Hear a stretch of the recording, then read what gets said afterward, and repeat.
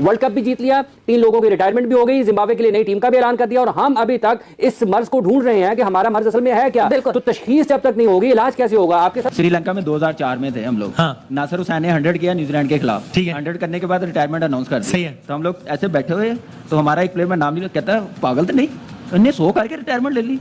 सानू तो इन्होंने ठुड्डे मारने तो जाना है। ऐसा क्यों नहीं है कि हमारी ओवर रिटायरमेंट होती कोई नहीं है, वैसी कैसे खत्म हो जाते हैं। अगर कोई रिटायरमेंट लेता भी है तो उसके पीछे भी मतलब बहुत लेजेंड हमारे गुजरे हैं, बहुत सी कंट्रोवर्सीज उसमें आई। कोई पैसे लेके रिटायरमेंट ले रहा है, तो कोई ये करके रिटायरमेंट ले रहा है, तो कोई नाराज होकर रिटायरमेंट ले रहा है। फवाद साहब, मैंने विराट कोहली का एक state. Hello guys, welcome to our channel UK 14 crick AZ।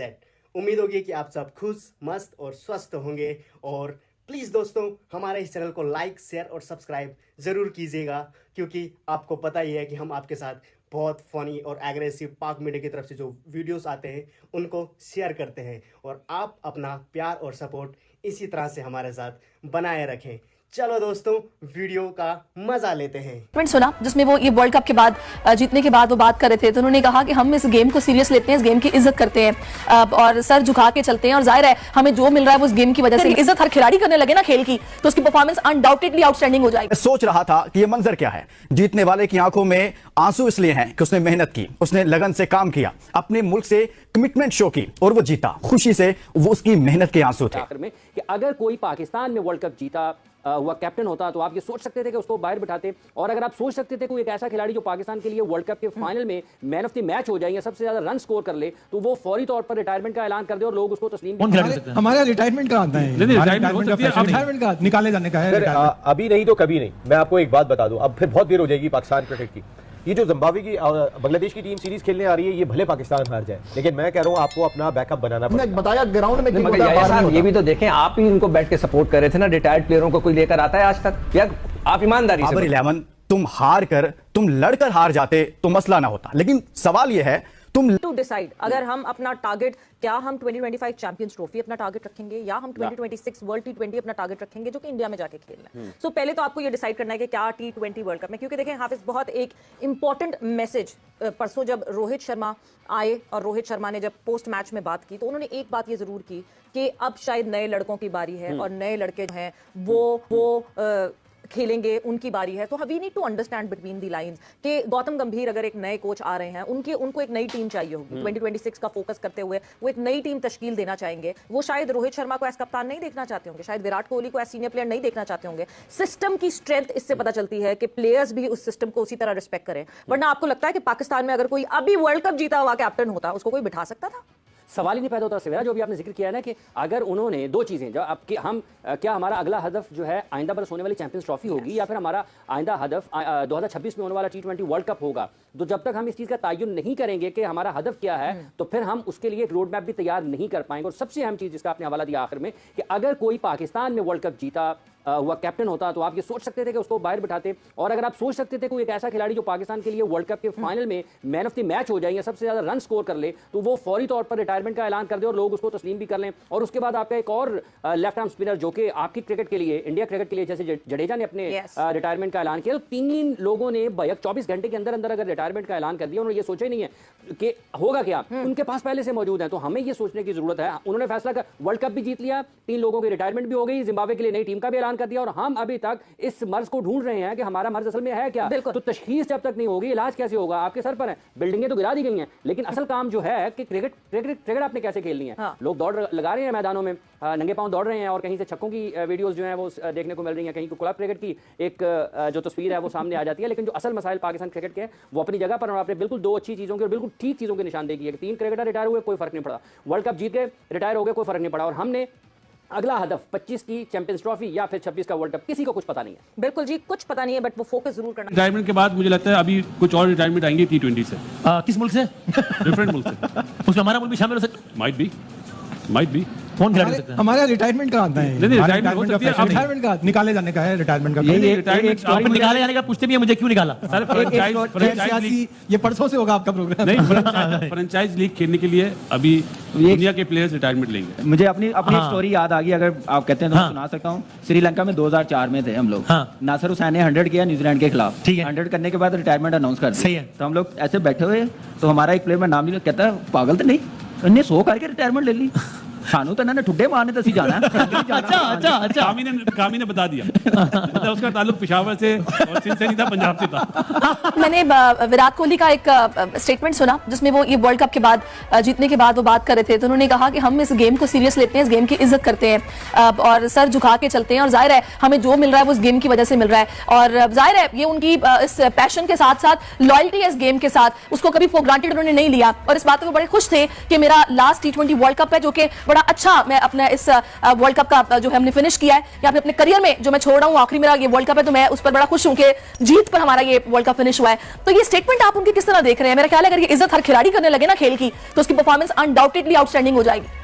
देखिए तभी तो वो इतने बड़े प्लेयर है ना। सबसे इंपॉर्टेंट ये है कि आपका एक स्ट्रॉन्ग कैरेक्टर और साथ साथ आपके गोल्स कितने क्लियर हैं, आप जिंदगी में अचीव क्या करना चाहते हैं। आप पैसों की बात करेंगे तो किसी सूरत भी उनके पास कमी नहीं है, इंश्योरेंस की बात करेंगे तो वो भी कम नहीं है, लेकिन आपके गोल्स जब बहुत बड़े होते हैं, आपने ख्वाब बड़े देखे होते हैं, तो उसको अचीव करने के लिए जो एफर्ट जो मेहनत चाहिए होती है और इस वक्त जो अपने करियर में वो और ज्यादा चाहिए होती है। और सबसे बड़ी बात ये होती है कि जब आप छोड़ के जाए तो आप ये कहें कि जी मैंने अपने मुल्क को इतना बड़ा इवेंट जिताया था। लीग क्रिकेट में आप किसी टीम को जितवा दें, पैसे ज्यादा कमा लें, आप T20 में नंबर 1 हो जाए, वो अचीवमेंट नहीं होती। इसी तरह आप देखिए फुटबॉल में भी डिफरेंट लीग्स खेलते रहे, लेकिन मेसी को सुकून उस वक्त आया जब उन्होंने अपने मुल्क को एक वर्ल्ड कप जिताया।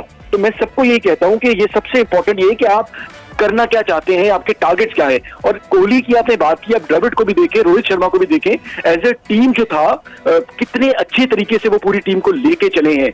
और यही सीखना चाहिए हमें भी और हमारे यंगस्टर्स को भी कि अगर आपने बड़े गोल्स बड़े टारगेट्स रखने हैं तो उसके लिए जो मेहनत दरकार है, जो सोच दरकार है, वो लेके आना है।